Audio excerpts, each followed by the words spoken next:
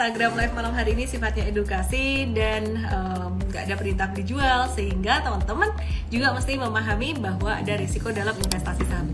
Hubungannya apa ya? Ya disambung-sambungin sendiri. Oke? Ya, mari kita mulai saat ini. Kita lihat IHSG dulu dan nanti aku akan kasih tahu apa yang bikin aku seneng nih ya. Jadi sebenarnya bukan dari IHSG-nya sih. Aku sih sebenarnya udah nggak begitu peduli IHSG mau kemana. Mau dapat bimbingan intensif belajar saham dan referensi? Bisa tanya jawab secara intensif? Yuk, daftar mtrade sekarang di mtrade.id/whatsapp atau klik di bawah sini ya. Jadi IHSG mau kemana aku nggak gitu peduli. Justru aku ngelihat saham-saham yang masih potensial itu lebih banyak ke saham-saham yang bukan saham penggerak IHSG loh gitu. Jadi malah saham-saham kecil yang cenderung potensial. Jadi IHSG hari ini tuh naik lumayan signifikan. Dia gap up didorong oleh gap up-nya dari saham-saham komoditi batubara dan juga metals yang sempat naik pagi tadi. Tapi kemudian sore hari ditutup turun ya, ditutup turun ini oleh saham-saham blue chip perbankan. Jadi yang naik turun tuh blue chip perbankan gitu. Oke ya. Lisa Ica 21 senang namaku disebut katanya. Oke. Ya, jadi anyway teman-teman, ini IHSG bakalan ada normal correction dalam beberapa hari ini, kemungkinan ke 7.200. Dan kemarin aku sempat bilang IHSG bisa sentuh 7.300, ternyata udah hampir kesentuh nih, udah hampir kesentuh, cepet banget kesentuhnya.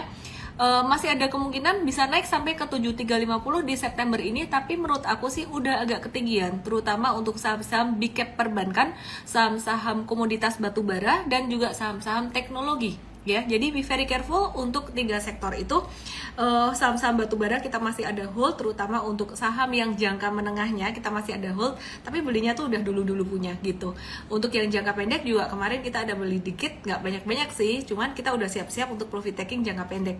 Aku ingetin sekali lagi juga bahwa untuk saham-saham komoditi batubara, contohnya saham Adaro, itu udah all time high, break all time high. Memang the sky is the only limit, tapi kita mesti harus waspada juga ya. The sky is the only limit, semakin tinggi kan semakin gede anginnya juga tuh ya. Jadi buat teman-teman yang nggak siap masuk angin, yang nggak siap dengan ketinggian, yang takut dengan ketinggian, ya boleh mulai realisasikan keuntungan kalian. Oke.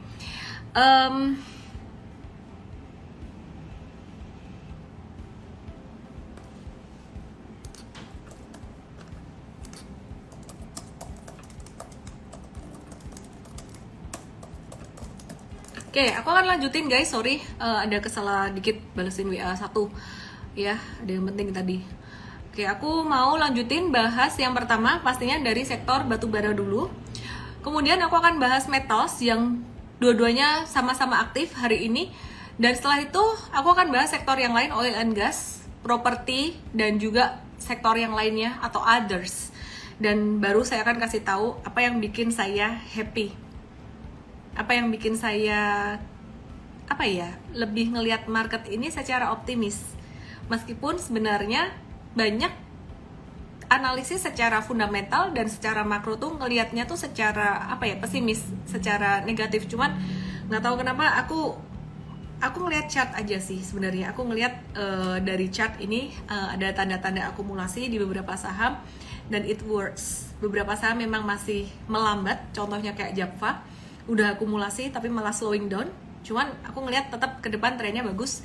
Sebelum saya lanjutkan untuk bahas saham dari sektor yang pertama yang aku pastinya mau bahas malam hari ini, yaitu sektor batubara. Boleh dong aku minta tolong teman-teman, di sebelah kanan bawah itu ada tanda panah, share Instagram live ini ke teman-teman kamu yang lainnya, dan jangan lupa subscribe YouTube dari mtrade, YouTube mtrade ya. Nanti kelar dari sini kalian subscribe YouTube mtrade gitu. Oke, karena di YouTube mtrade banyak sekali insight-insight yang lainnya gitu. Oke, sekarang aku akan bahas dari batubara. Mungkin cuman beberapa saham aja yang aku bahas di sini. Ngelanjutin yang kemarin ya.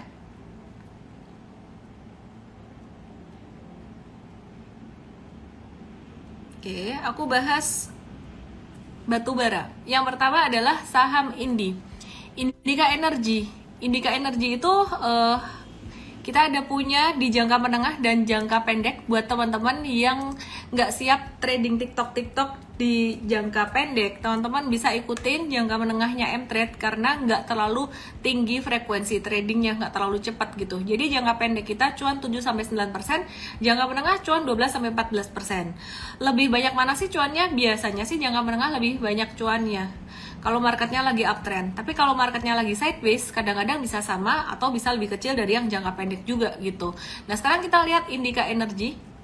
Indika Energy yang jangka pendek M-Trade ada masuk di 1 September di sini, sedangkan yang jangka menengah kita ada masuk di 23 Agustus itu di 28.50, tepatnya di area ini di bawah di sini gitu ya. Jadi ada 2 kali ini yang jangka menengah kita masuk di sini gitu ya. Nah terus sekarang kita masih ngehold, kenapa? Karena belum ada tanda-tanda pembalikan arah baik dalam jangka pendek maupun dalam jangka menengah. Tapi kayaknya yang dalam jangka pendek kita akan profit taking sehari 2 hari lagi gitu ya. Jadi resistennya di mana? Sebenarnya saat ini juga udah kena resisten. Kalau kita tarik dari channeling line di sini, ini dekat lagi bakalan kena resisten di level 3270 sampai 3300. Nah, kita rawan profit taking di area tersebut gitu ya. Apakah M-Trade akan profit taking atau jual di sini? Belum tentu. Lihat candlenya. Kalau candlenya hijau tebal, ya why not? Kita masih ngehold gitu. Kalau udah keluar ekor di atas, intraday keluar ekor, nggak usah nunggu closing, kita akan jual. Pertanyaannya kalau di intraday keluar ekor nih ya, jadi udah naik terus turun keluar ekor, sore hari ditutup naik lagi gimana? Padahal udah jualan. Iya, itu namanya syukurilah cuan yang kamu dapat teman-teman ya. Jadi jangan menyesal kalau kamu udah cuan tuh ya, disyukuri. Sebenarnya pasar saham ini merupakan satu tempat yang buatku itu belajar sangat banyak hal. Nanti aku akan share ya teman-teman ya, apa aja yang aku pelajari dari pasar saham.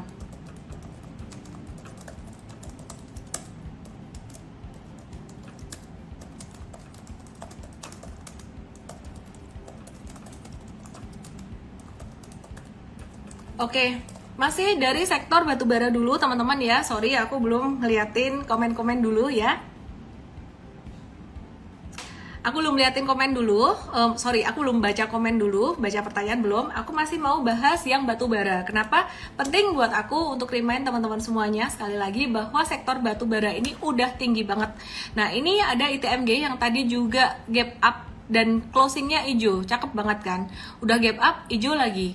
Dikala masa seperti ini banyak orang yang bilang wah batubara beli. Justru kalau kita M-Trade ngelihatnya malah justru harus hati-hati. Ya, aduh chartnya lambat amat nih. Ya udah harus hati-hati. Ini dia udah mencapai level tertinggi sejak 2012, udah maju lagi. Bukan 2013, sekarang udah mencapai level tertinggi pada tahun 2012. Adaro udah all time high. Bagus sih all time high, the sky is the only limit. Tapi tetap anginnya gede. Jadi kita harus hati-hati gitu. Kalau menurut aku September ini ya, baru beberapa hari September ini udah naik sangat tinggi signifikan, bakalan ada slowdown di bulan antara September Oktober ini. Dia bakalan sideways, bakalan turun dulu gitu. Di awal September naiknya kekencangan karena oke, di M-Trade sendiri untuk ITMG kita masih hold untuk jangka menengahnya. Cuannya kayaknya belum terlalu banyak, sekitaran 12-13%, belinya di 29 Agustus, jadi modal 39.325 di bawah 40.000 itu teman-teman masih bisa hold gitu ya. Dan kapan jualannya kita akan kasih tahu secara real time. Secara resisten memang di area 44.800 nih ada resisten, cuman sekali lagi kita nggak pakai resisten sebagai patokan untuk jualan. Kalau pas di resisten ternyata candlenya hijau ya kita masih akan nge-hold gitu. Oke, terus selain itu kita akan bahas permintaan dari Yosua 888 UNTR. Oke, UNTR hari ini juga tadi break all time high. M-Trade sempat beli baru aja, ini yang dibeli baru M-Trade cuman UNTR aja. Kemarin di 5 September kita belum jualan, tapi kemungkinan sehari 2 hari ke depan akan ada kemungkinan untuk jualan ya. Jadi untuk yang jangka pendek, jangka menengahnya kita masih akan hold sampai trennya patah. Nah, terus kemudian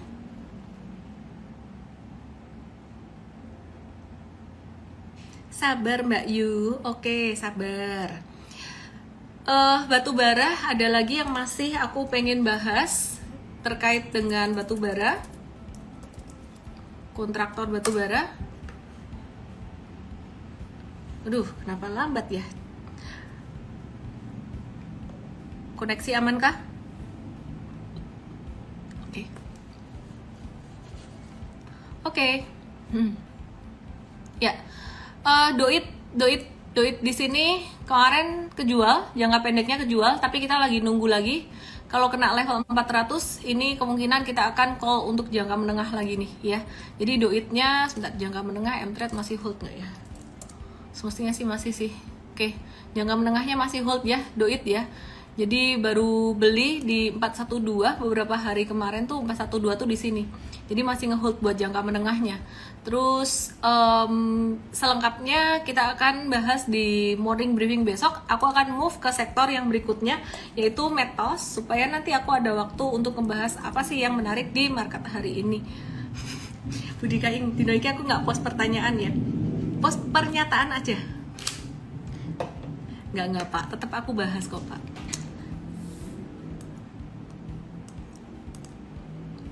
Oke. Yang lain nggak boleh ngiri.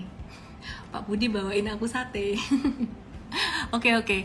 Ya, teman-teman, ini ada saham Harum. Hari ini tadi gap up, tapi M-Trade tadi jangka pendeknya udah profit taking jangka pendek. Buat yang belum jualan sih nggak usah khawatir gimana ya. Pakai aja trailing stop. Trailing stopnya di level 1810. Jadi kalau turun di bawah itu ya batasi modal Anda, ya amanin modal Anda gitu, alias jual gitu. Tapi ada kemungkinan juga loh, ini kan dia volumenya masih gede nih, tarik-menarik bull and bear-nya masih cukup kuat, ini bisa naik sampai sekitaran 1945-1950-an gitu ya. Jadi kita teman-teman yang masih belum jualan ya masih boleh lah kalau mau wait and see gitu. Tapi yang udah jualan ya oke aja, udah cuan 8,5 sampai 10%. Berapa lama ya? Coba aku cek. Sebentar ya. Kalau kalian mengalami floating loss tuh kerugian yang belum direalisasikan ya.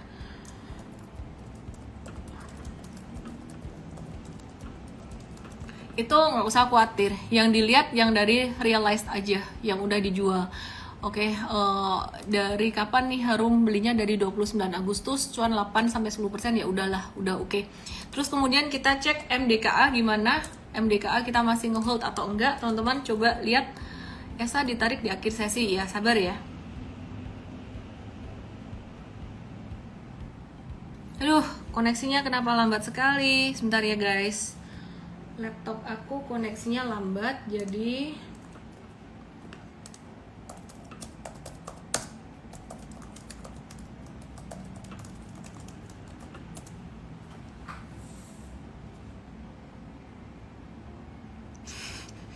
bawain lumpia Semarang. Kolesterol. Oke, MDKA ini naik kena resisten ya. Kayaknya sih besok metals bisa, kalau menguat terbatas sih. MDKA menguat sampai sekitaran 4.300. Cuman zigzagnya jangka pendek aja. Jadi jangka pendek aja. Yang jangka menengah masih ada kemungkinan untuk dia lanjut menguat ya. Jadi kita masih bisa wait and see untuk metals, nggak sampai kayak batu bara yang udah rawan profit taking banget gitu. Oke.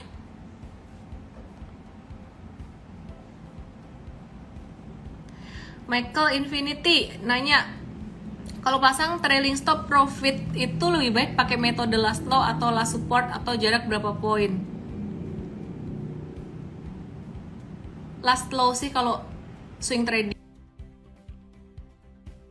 tapi kalau trend following atau super trader pakai last support. Jadi tergantung mau ngikutin tren yang harian atau tren jangka menengah. Jangka menengah tuh tren beberapa bulan gitu. Oke, aku mulai jawab pertanyaan. Ada pertanyaan dari Sarah Mariana yang masuk ke DM aku. Pertanyaannya adalah, gimana caranya supaya kita nggak gatel buat take profit untuk saham yang udah kita porsiin buat investasi? Nanti aku akan bahas lagi saham-saham metals lainnya, tapi aku mau jawab pertanyaan dari Sarah Mariana. Gimana caranya supaya kita nggak gatel untuk take profit buat saham-saham yang rencananya kita pakai buat investasi jangka panjang? Jawabannya sebenarnya udah pernah aku bahas sebelumnya. Yang pertama adalah pahami benar kenapa kamu berinvestasi terhadap emiten tersebut. Kalau kamu tahu alasannya, maka kamu akan lebih firm untuk ngeholdnya, yaitu alasan secara fundamentalnya. Kalau kamu nggak paham, jangan maksain investasi jangka panjang, trading aja, boleh jangka menengah menggunakan strategi teknikal. yaitu pakai support dan resistance, pakai trend line, pakai ngikutin tren ya. Jadi begitu breakdown dari garis support kita bisa amanin posisi gitu.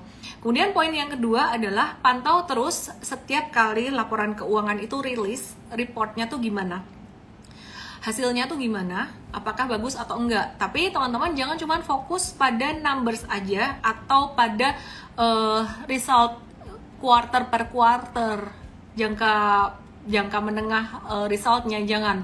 Kita mesti bisa forward looking juga. Sebagai contoh adalah Sido muncul. Sido muncul memang agak-agak melambat dalam akhir-akhir ini tuh sempat agak slowing down gitu di tahun 2022 pertengahan. Nah, hal ini kenapa? Karena kalau sempat aku cek sih, kita tim Mtrade sempat ngecek sih usut punya usut, ternyata tuh banyak toko-toko tuh yang mereka tuh nggak berani kayak nyetok barang gitu loh karena masa pandemi kemarin gitu. Tapi ke depan masih bakalan recover gitu. Jadi teman-teman mesti bisa ngelihat secara forward looking. Nah, kalau teman-teman nggak ngerti ngelihat forward looking ini gimana karena butuh belajar, kita bantu di Mtrade ya. Banyak sekali ulasan-ulasan fundamental yang mencerahkan teman-teman. Nah, poin yang ketiga adalah supaya nggak gatel buat jualan atau take profit untuk saham yang udah diporsiin buat investasi, yaitu dengan nominal yang sesiapnya kamu dengan fluktuasi. Semakin gede nominalnya, kamu akan semakin mudah deg-degan baik ketika untung maupun ketika rugi. Semakin kecil nominalnya, kamu akan semakin tenang. Tapi keuntungannya nanti dikit nih. Jadi balik lagi, sebelum kita berinvestasi, kita mesti bisa meregulasi rasa di dalam hati ini dan juga pikiran kita, bagaimana kita mencukupkan diri dalam segala hal. Kalau kamu udah bisa investasi, ingat berarti kamu udah punya uang dingin dan sebenarnya kamu bisa memenuhi kebutuhan hidup tanpa investasi. Jadi investasi cuma nilai tambah aja. Jadi itu jawaban aku buat pertanyaan dari Sarah Meriana tentang gimana caranya supaya kita nggak gatel take profit untuk saham yang buat investasi. Oke, aku lanjutin lagi. Aku bahas saham-saham metals. Aku lanjutin lagi bahas saham-saham metals. Yang terakhir aku bahas adalah Timah, Tins, sabar ya, Renskue, Japfa, dia teriak Japfa, sabar. Timah nggak banyak gerakan. Semua metals masih 50-50 gerakannya, di tengah-tengah, benar-benar di tengah-tengah banget. Dia ketahan karena IHSG lagi ada di resisten ya, jadi 50-50. Untuk TINS ini dia bisa sampai ke 1580, tapi kemungkinan akan ada normal correction dulu dalam jangka pendeknya. Jadi untuk saham-saham metals, kalau kalian punya modal agak bawah, kalau masih mau ngehold ya oke. Tapi kalau nggak mau ngehold, pakai aja level last low hari ini buat trailing stop buat swing trader. Semoga paham. Oke, terus kemudian yang berikutnya aku mau bahas oil and gas. Menarik banget hari ini, Pegasnya ngacir. Kita lihat Pegas. Pegas ini dulu dia tuh sering sideways, sering stagnan, tapi akhir-akhir ini dia udah mulai aktif juga geraknya. Jadi ngikutin tren dari sektornya dia. Mtrade ada Pegas 2, jangka menengah dan jangka pendek. Nah, kalau kalian nggak mau terlalu banyak activity buy sell cuannya dikit-dikit kayak gitu, kalian ikut yang jangka menengah aja untuk Mtrade-nya. Yang jangka pendeknya Pegas ini udah TikTok beberapa kali dan udah sempat kejual beberapa kali waktu itu. Ini udah sempat profit taking 4%, nih jangka menengah 24%, jangka pendek profit taking 4%. Nah, kira-kira kayak gitulah. Nah, jadi teman-teman perhatikan, ini Pegas Mtrade ada hold jangka menengah dari 23 Agustus di 17.15 itu tanggal 23 Agustus dari sini. 17.15 di sini. Ya, di sini breakout di sini. Jadi aku ajarin kenapa flashback supaya kalian tahu ya. Kenapa beli di sini? Kenapa beli di sini? Ini kalian tahu bahwa ini bekas breakout. Dulu dia breakout di sini. Terus yang jangka pendek baru aja kebeli. Tadi hari ini baru aja kebeli. Kemungkinan kita akan profit taking 1-2 hari lagi, tapi kita nggak batasin. Kalau 1-2 hari lagi masih ngegas terus ya kita masih ngehold. Kita pakai candle dan selalu real time jualannya. Kalau candle secara real time dia melemah, kita akan profit taking meskipun secara intraday dia volumenya tinggi. Kalau dia naik terus kemudian keluar ekor di atas, kita akan profit taking. Nggak peduli sore dia mau naik atau turun gitu. Resisten dalam jangka pendek Pegas ini dia ada resisten sekitar level 2005. 1990 sampai 2005, jadi aku buletin aja resistennya level 2000. Resistennya sebenarnya di level sekitar 2000. Aduh, ngedit ini kok susah. Ya, anyway, resistennya sekitaran level 2000. Edit dulu. Ya, sekitar level 2000. Kemungkinan besar bakal breakout. Ya, kita lihat secara real time nanti Mtrade bakalan profit taking di level berapa kita nggak pernah target, cuman kita waspada sekitaran level 2000 sampai 2040. Oke. Sekarang sih udah cuan lumayan. Terus abis itu aku mau masih ke oil and gas. Sorry, aku belum bahas pertanyaan kalian. Ini ada yang nanya, itu cup and handle nggak sih? Ya, cup and handle, cuman handle ininya resistennya tuh terlalu miring ke atas, jadi dia, ini aku bahas lagi ya, dia terlalu miring ke atas sehingga ini belum breakout juga gitu. Ini target pattern terlalu jauh, jadi kita nggak bahas itu, nanti jadi terlalu terlalu banyak menebar harapan. Ritachin 83 SMBR jangan naik dulu baru beli dikit nih. Ya udah dibahas berulang-ulang kali. Minta Pak Teddy turunin tuh, Pak Teddy punya banyak tuh. Oke, aku mau bahas selanjutnya masih dari sektor oil and gas. Aku mau bahas Elsa, Akra, dan ESA. Sebenarnya bukan oil and gas ya, oil and gas dan industri yang terkait gitu.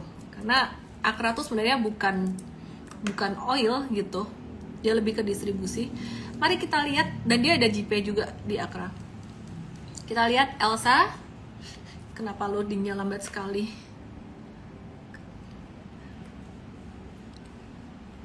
Antam dibahas di morning briefing aja ya, karena mirip-mirip juga.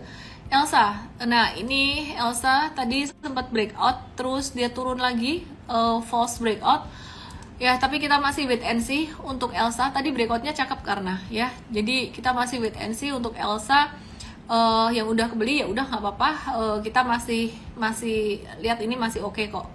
Jadi masih bisa sampai ke 360. Mungkin besok akan ada zigzag dikit gitu. Terus Akra. Oke. Wait guys.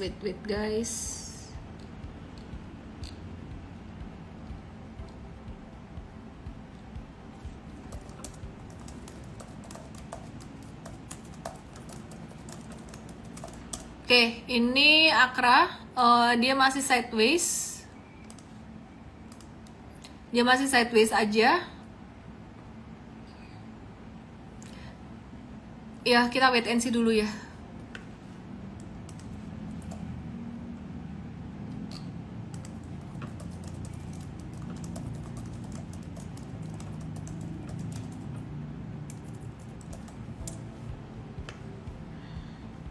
Aku mau kasih tahu teman-teman, besok ada morning briefing gratis di Mtrade. Dibuka untuk umum, khusus untuk besok ya, dan lebih detail ngebahasnya pastinya, dan ada watchlistnya juga. Jam 8.15 pagi, URL-nya akan aku post di story aku malam hari ini. Kalau belum di post, diingetin aja di DM, oke ya? Gratis guys, gratis. Ingat yang gratisan mesti diikuti. Oke, aku mau bahas ESA deh sekarang karena banyak yang nanyain ESA. Sabar ya. Sabar ya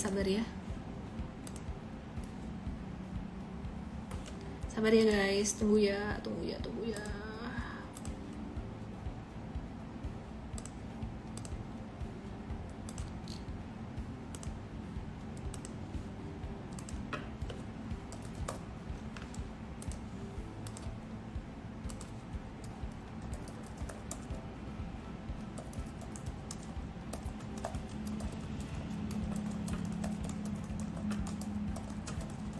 Oke, ini ESA. Ikut, langsung teriak Starlight 38. Ikut, ya ikutlah, silahkan ikut. Besok sama Coach Jose ya. Aku usahain aku bisa ikut juga.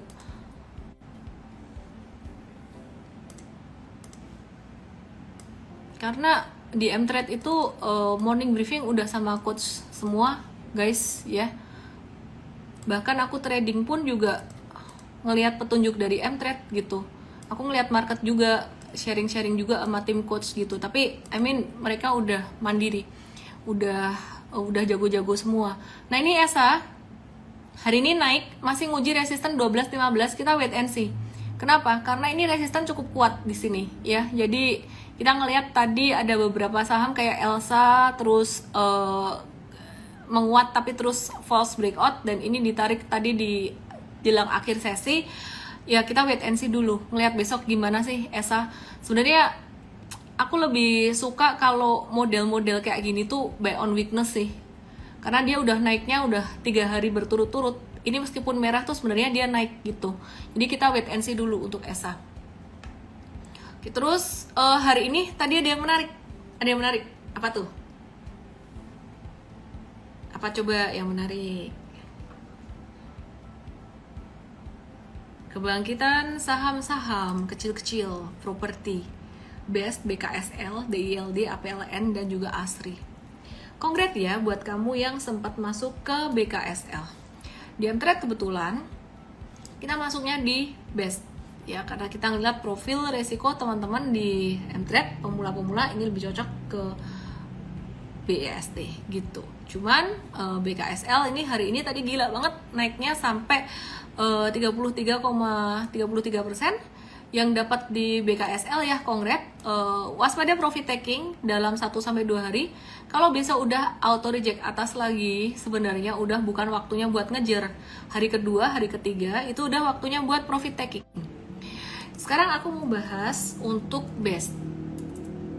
Nah di Mtrade ada masuk BEST, Bekasi Fajar. Nah, Bekasi Fajar ini termasuk saham yang gerakannya juga lumayan cepat nih, lumayan liar gitu, lumayan drastis, dan dia naiknya udah sangat signifikan juga gitu. Jadi hari ini tadi dia naik sekitar 9,62%. Kita sempat scalping intraday trading, scalping tuh nggak sampai ganti hari biasanya. Nah, ini cuma sekitar 5-5,6%. Ini kita ada kasih petunjuk untuk bukan jangka menengah sih, mungkin lebih ke swing trading ya. Kita akan revisi itu sebenarnya lebih ke swing trading.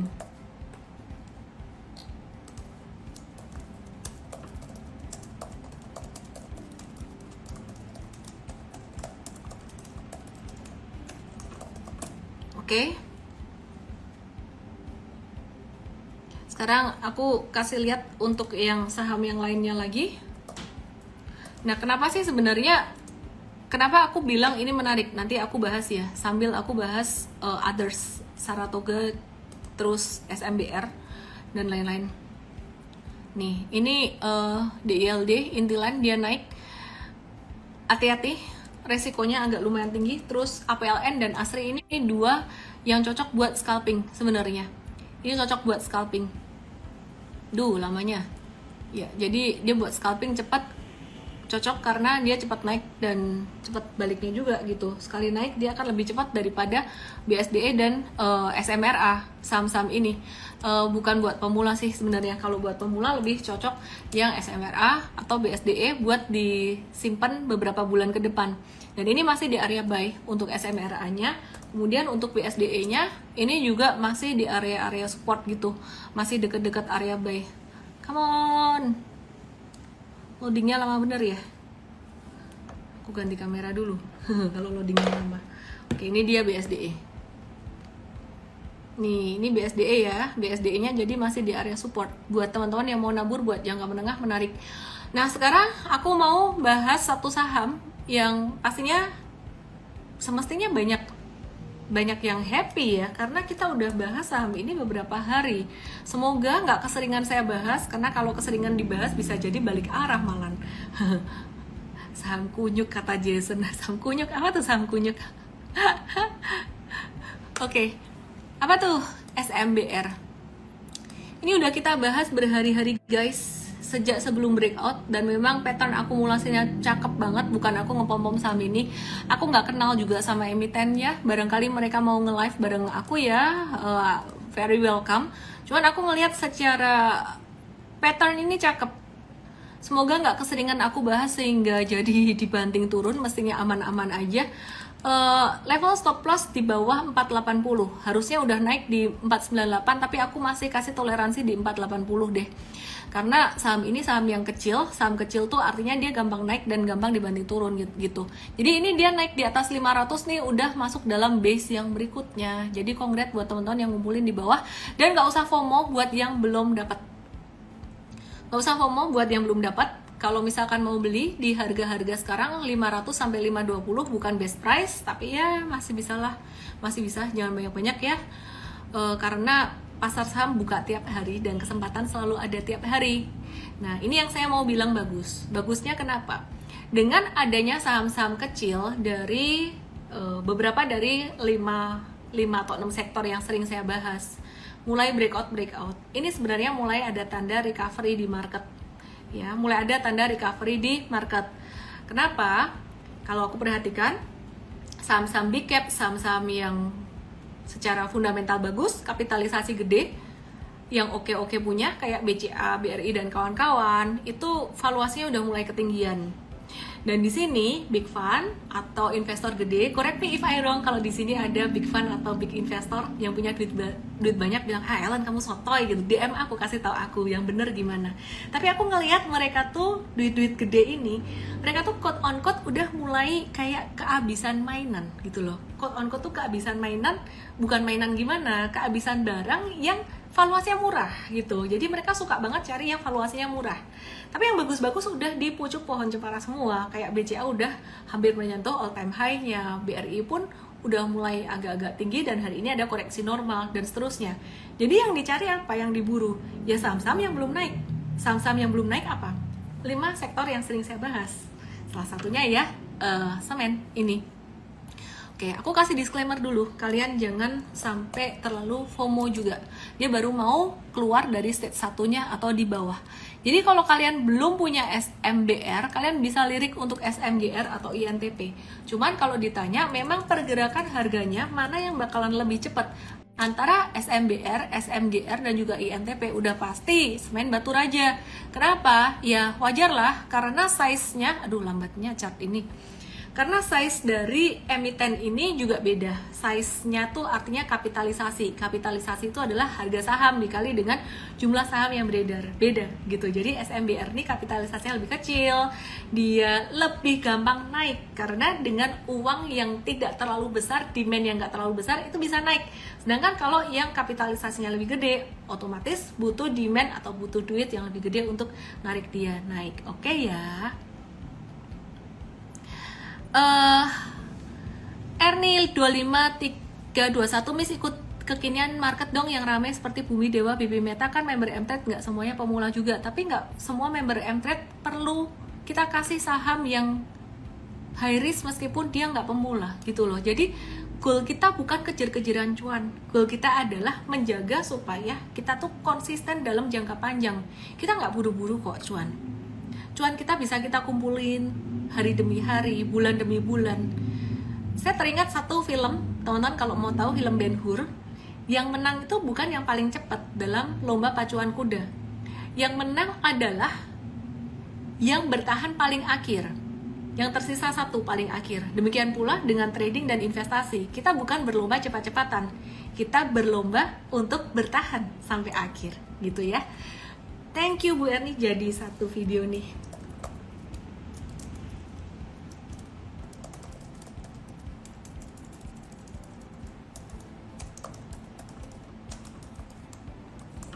Oke, aku akan bahas untuk beberapa sektor yang lainnya selain semen yang menurut aku juga masih menarik.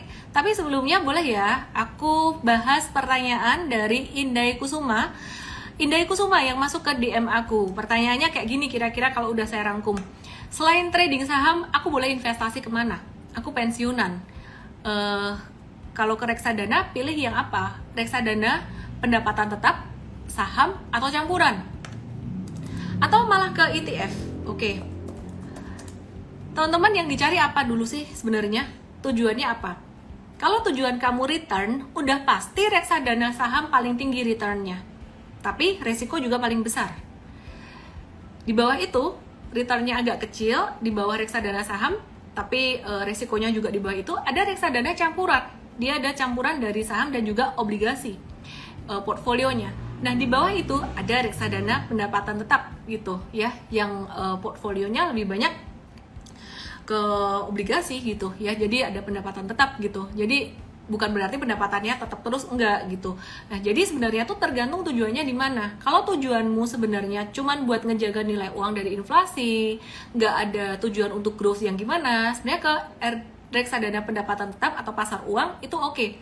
Tapi kalau tujuanmu ada sedikit untuk growth di campuran, tujuanmu di growth banget di reksadana saham, dan harus hati-hati milih reksadana saham. Cara milihnya adalah teman-teman harus lihat kinerja minimal 5 tahun dari reksadana saham tersebut. Kenapa?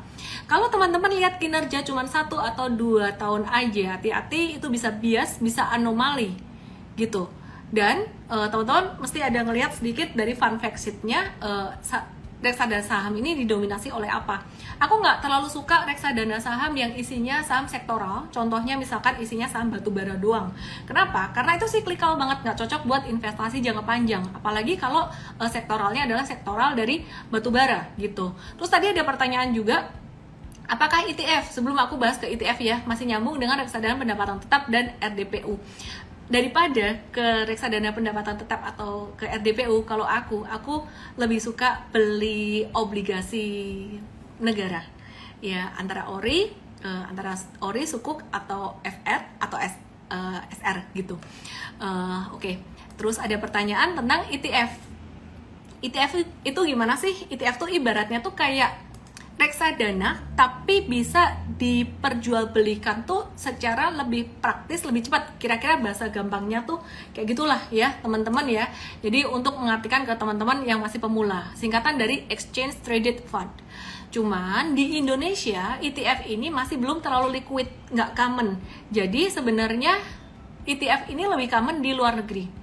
Isinya tuh banyak saham kayak reksadana, tapi kamu bisa perjualbelikan kayak saham harian gitu. Nah, jadi di Indonesia sendiri belum terlalu common, jadi aku nggak terlalu saranin. Masa iya mau investasi ETF harus beli ETF yang di luar negeri supaya liquid, kan ribet banget ya. Sedangkan di dalam negeri sendiri banyak yang instrumen investasi yang returnnya cukup lumayan. Kalau kamu cuma kejar return sekitaran 7%an per tahun, bisa tuh FR banyak kok, fixed rate banyak, returnnya segitu. Apalagi kalau duitnya dalam jangka panjang tuh nggak dipakai buat apa-apa, boleh tuh masukin ke fixed rate. Jadi jangan semuanya masukin ke saham, oke? Please be mindful sebelum masuk ke investasi saham, karena risikonya lumayan buat yang masih pemula. Itu jawaban aku buat Indah Iksuma, semoga bermanfaat. Sorry aku agak kurang bacain komen. Sekarang aku mulai bacain komen ya. Apa nih? Secara tidak langsung BBM berdampak pada SMDR, kata Muna di Blue Sky. Bener, Blue Salim masuk bumi, gak usah dipikirin, ngeliatin chart aja, chart yang paling jujur dibandingkan dengan sentimen-sentimen. Kamu kalau beli berdasarkan berita, bisa jadi kalian beli pas beritanya muncul, orang-orang yang sebelumnya udah tahu berita itu udah beli duluan dan mereka jualan. Itu namanya sell on news.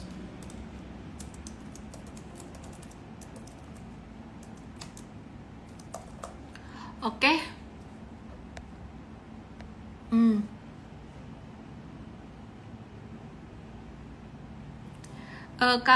KTK Hartanto, FR obligasi akan koreksi nggak? Aku sih nggak mikirin sih ya dia mau koreksi atau nggak ya, fluktuasinya segitu-gitu aja. Tujuannya tuh bukan dapetin capital gain sebenarnya. Kalau obligasi mah buat jangka panjang aja gitu. R. Carlos 777 bilang Saratoga nggak jadi dibahas. Oke, aku bahas ya Saratoga ya.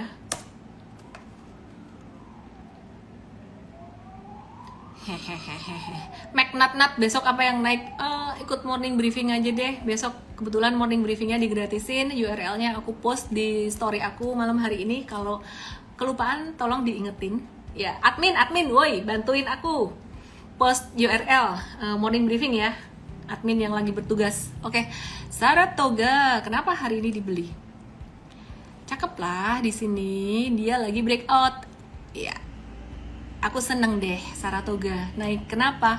Aku punya Saratoga ya, aku punya Saratoga ini.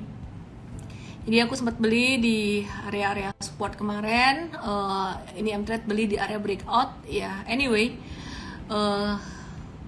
beda-beda dikit lah ya, beda dikit. Oke, aku hold untuk Saratoganya buat jangka menengah.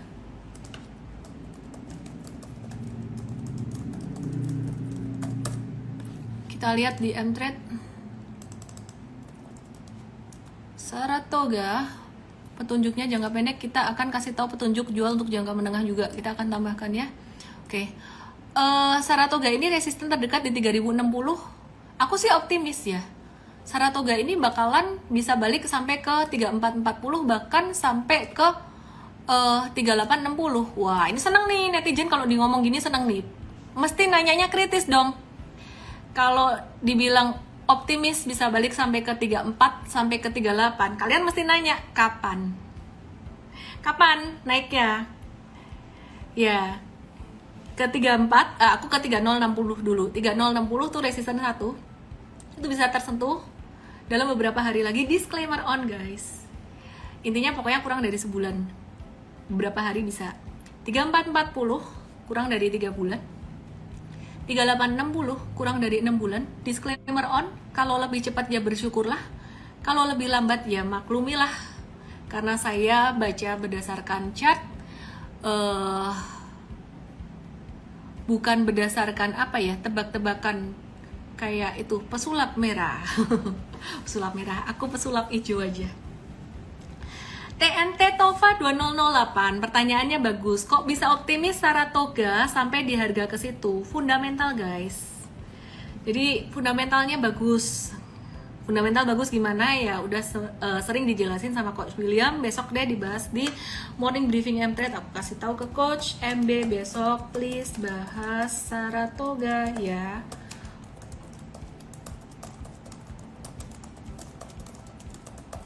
Oke, aman. Besok dibahas Saratoga fundamentalnya. Jadi Saratoga teman-teman, aku ngelihat secara fundamental menarik dan valuasinya juga masih belum mahal-mahal amat. Oke ya. Morning briefing tuh jam 8:15 say. Oke, terus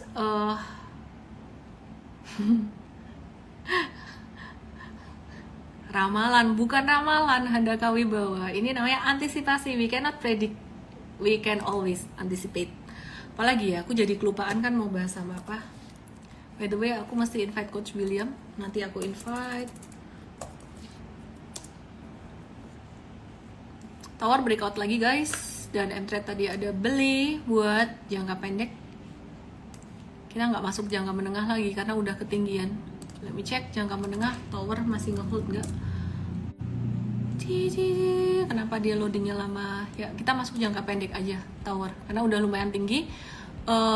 Buat yang masih ngehold modal bawah buat investing, congrats, Towernya bisa sampai ke 1410 dan balik ke 16 bisa rentang waktu kurang dari 6 bulan. Jadi para nyangkuters, ini yang aku bilang tadi, ada kabar baik buat para nyangkuters. Aku ngelihat ekonomi Indonesia bakalan recover. Banyak makroekonomis dan fundamentalis pesimis, tapi entah gimana, pokoknya aku optimis deh. Aku optimis. Kalau salah gimana? Gampang. Ada chart yang kasih tahu kita untuk keluar sewaktu-waktu.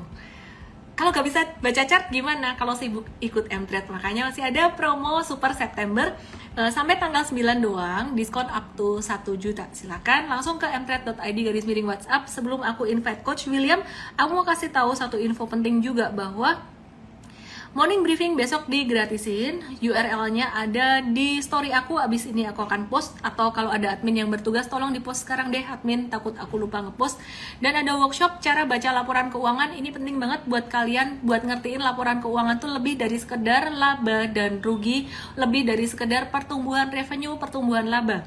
Tapi gimana caranya kita melihat kesehatan perusahaan dari cash flow perusahaan. Dan juga bagaimana caranya kita tahu bahwa laporan keuangan satu perusahaan itu dimanipulasi atau enggak, gimana cara kita tahu hubungan dari tiap laporan keuangan. Oke. Mumu Yusuf nanya, trading di saham bersejarah buat miss nggak? Saham Bumi. Wah, itu guru yang sangat baik. Tadi aku mau ngomong ya bahwa aku tadi mau sharing ada pembelajaran dari pasar saham. Pembelajaran apa yang aku dapat dari pasar saham? Pasar saham tuh ngajarin aku banyak sekali wisdom, dan satu wisdom yang sangat penting sekali yang aku mau bagiin buat teman-teman adalah di pasar saham aku belajar banget tentang membedakan hal-hal mana yang aku bisa kontrol dan hal-hal mana yang aku nggak bisa kontrol. Hal-hal mana yang bisa kita kendalikan dan nggak bisa kita kendalikan. Teman-teman ingat yang namanya Serenity Prayer. Tuhan bantu aku untuk membedakan hal-hal yang bisa aku kendalikan dan hal-hal mana yang aku nggak bisa kendalikan, dan kasih aku kekuatan atau kemampuan untuk menerima hal-hal yang aku nggak bisa kendalikan. Satu hal ini, satu Serenity Prayer ini, aku belajar banyak banget dari capital market ya. Jadi di sini akan bikin kita tuh jadi tenang banget kalau kita bisa bedain itu dan kita bisa let go atau serahin ke Tuhan hal yang kita nggak bisa kendalikan. Bukan berarti di sini kalau di pasar saham kamu nggak bisa kendaliin harga saham terus kamu nyangkut, kamu let go, serahin ke Tuhan, enggak. Masih ada hal-hal yang bisa kamu kendaliin. Yang pertama adalah belinya jangan banyak-banyak, jangan pakai nafsu. Yang kedua adalah pembatasan resiko, mesti harus tahu dulu level beli dan jual. Paling nggak level beli dulu, level jual itu nanti ya. Jadi lihat reversal candle atau garis tren patah itu jualan. Yang penting pembatasan resiko mesti tahu. Nomor 3, fokus belajar, jangan FOMO, ngikutin rekomendasi aja. Even di Mtrade kita selalu rekomend buat teman-teman untuk belajar dulu. Oke, teman-teman, kelasnya bayar nggak? Workshop Zero to Hero analisis laporan keuangan bayar, karena kita perlu gajiin Coach William dan coach-coach yang lain juga. Gajinya bukan dari cuan trading saham saya, oke? Jadi terima kasih buat teman-teman yang udah daftar workshop untuk. Baiklah, sekarang kita mau invite Coach William. Java belum dibahas, sambil nunggu Coach William, aku mau bahas Java seperti permintaan teman-teman. Sambil nunggu Coach William ngebalik kameranya bentar ya. Java itu kemarin udah breakdown, jangka pendeknya dia agak slow down dikit. Cuman hari ini dia kembali kena area support. Jadi kemarin kita udah jual guys sebenarnya. Cuman hari ini kemarin tuh kita udah jualan kayak gini ya. Teman-teman bisa lihat. William nggak ada suara ya? Ya. Yes. Oke, sebentar ya. Aku bahas Java bentar ya. Jadi Java itu udah breakdown dari MA 20. Cuman hari ini dia kena support lagi. Jadi Java ini kembali kita masukin ke watchlist lagi. Ya, kita masukin ke watchlist lagi untuk Java. Buat kamu-kamu yang udah jualan pakai technical ya udah nggak masalah. Buat kamu yang masih nyimpen ini pakai fundamental atau valuation, ya masih oke-oke aja. Saya pribadi gimana? Saya pribadi personally di Java ini aku pakai fundamental. Aku masih pakai valuation dan aku masih ngehold. Jadi aku udah di capital market dari tahun 2007. Dan tingkat keyakinan aku di market ini sama kalian yang masih mulai itu beda. Jadi jangan semuanya disamain. Kalau kalian udah jualan, udah cut loss atau amanin posisi, ya silakan, nggak apa-apa, nggak salah. Aku punya Java, jujur posisi aku masih merah. Karena aku belinya pas di breakout tanggal 18 Agustus kemarin, jadi posisi aku sekarang masih merah. Dan I'm okay. Kenapa? Ya udah nggak apa-apa. Beli di breakout dan aku pasti ngehold karena aku ngelihat sektor ini bakalan recover di akhir tahun dan di 2023. Jangan ikutin kata-kata aku kalau kamu nggak ngerti alasannya kenapa. Lebih baik ikutin Mtrade, karena Mtrade itu benar-benar pakai technical banget gitu ya. Oke, silakan Coach William. Malam hari ini aku penasaran tentang asing net buy ke sektor banking dan komoditas. Kenapa nih? Jadi net buy asing hari ini 501,15 M di BCA, BRI, BMRI, MDKA, dan ITMG gitu. Jadi kenapa asing net buy di dua sektor ini? Terus properti itu justru malah naik dikala suku bunga BI itu dinaikkan. Ini kenapa? 2 poin itu aja. Oke, thank you Miss Helen. Selamat malam teman-teman semua. Jadi yang pertama kita bahas dulu ya tentang kenapa sih asing selama hampir sebulan ini ya kita bisa melihat mereka net buy ke pasar Indonesia dan kita bisa melihat nilai value transaksinya itu besar sekali gitu ya. Jadi kalau kita lihat spesifik tentu tadi seperti Miss Ellen bilang mereka masuk tuh ke banking dan juga ke saham batubara. Nah pertanyaannya adalah kenapa gitu ya.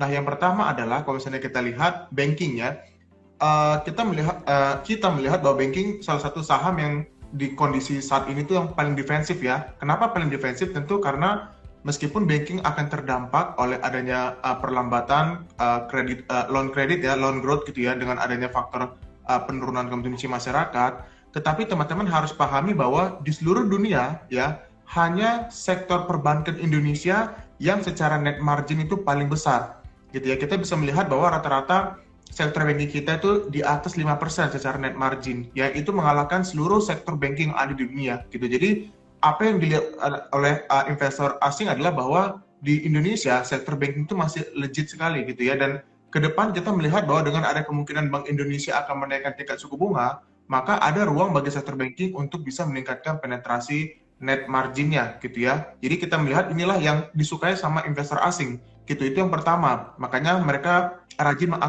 mengakumulasi sektor banking. Nah, terus kenapa kedua kita melihat mereka ataupun investor asing masuk ke sektor komoditi, terutama batu bara?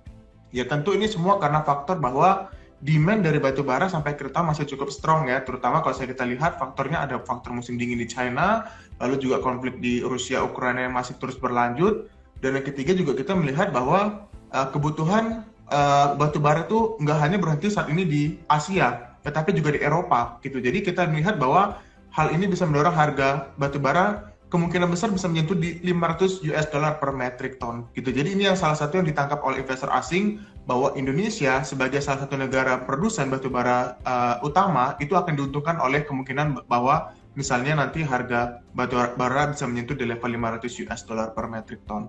Nah, mungkin yang terakhir ya tentang kenapa sektor properti hari ini mengalami kenaikan gitu ya. Nah, kalau teman-teman perhatikan ya, rata-rata kenaikan sektor properti yang hari ini terjadi itu adalah saham-saham properti yang secara portfolio mereka tuh lebih banyak tuh ke apartemen dan juga lebih besar tuh ke apartemen gitu. Kita bisa lihat seperti kayak ya teman-teman bisa cek sendiri ya, tapi rata-rata menguat hampir yang memiliki portfolio apartemen. Kenapa demikian gitu ya? Tentu karena begini, kita lihat ya teman-teman ya, siklus kalau misalnya harga komoditas batu bara menguat, pasti beberapa orang atau sebagian orang terutama yang bekerja di industri sektor mining, baik itu sektor batu bara, sektor nikel, emas dan sebagainya, itu kan lagi memiliki banyak duit gitu ya istilahnya ya, lagi ketiban duit durian runtuh gitu. Jadi kemungkinan besar mereka akan spending duit mereka itu adalah ke properti salah satunya, dan kita expect bahwa properti yang bakal diminati adalah properti apartemen gitu. Jadi hal-hal inilah yang ditangkap dan kita melihat ini akan direspon sangat positif bagi sektor properti,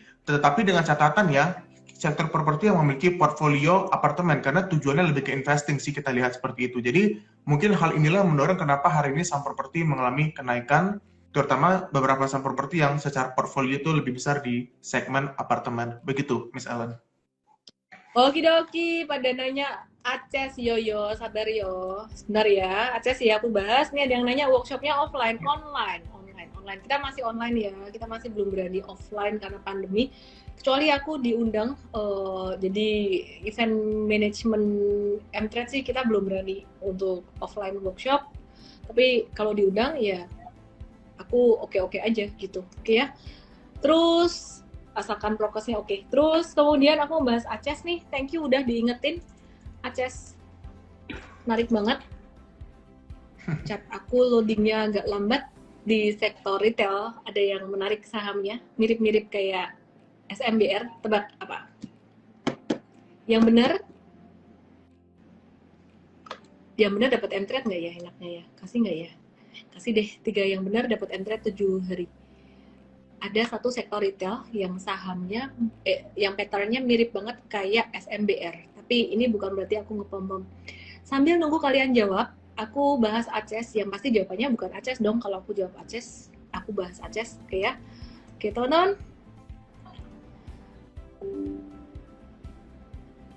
Aces kemarin jatuh dengan volume besar. Hari ini dia turun dekat support 650. Ya Pak Budi Kaing nggak boleh jawab, udah dapat berkali-kali. Jadi kira kita KKN Pak gara-gara sate. Jadi Aces ini teman-teman tungguin di level support 650. Aku sih tertarik banget. Cuman yang bikin aku nggak serak cuman 2, volumenya jatuh pas volumenya tinggi pas dia jatuh. Ya jadi aku wait and see di level 650. M-Trade juga wait and see. Kalau misalkan di sini ada keluar hijau, kita akan buy on weakness. Tapi breakdown dari 650 Mtrade nggak akan beli pastinya. Ya, oke. Lucy 090822, Martin is here, satu lagi, ada lagi tadi, Tiarini 058. Ya, boleh kamu DM saya dengan kode MT7, nama email WhatsApp, sekalian aja langsung beli Mtrade-nya, jualan. Pede dong, karena kita kasih yang terbaik buat teman-teman semuanya. Dan mesti manage ekspektasi. Mtrade itu yang ngajarin kalian adalah tim coach ya, karena nggak bisa semuanya Ellen nih, jawabin pertanyaan Ellen semua, aduh mabuk saya. Nanti makin enjok saya. Jadi ini perhatikan, Rals itu dia mulai awal masa akumulasi, nggak secakep SMBR, tapi mulai ada tanda-tanda awal akumulasi gitu ya. Itu aja dari aku buat malam hari ini. Udah hampir jam 9. Jadi thank you buat semuanya, thank you Coach William, salam profit buat semuanya. Jangan lupa besok morning briefingnya gratis, URL-nya ada di story aku post segera saat ini. Dadah, selamat malam, sehat selalu guys, bye. Ya. 谢谢，不谢，谢谢，dadah.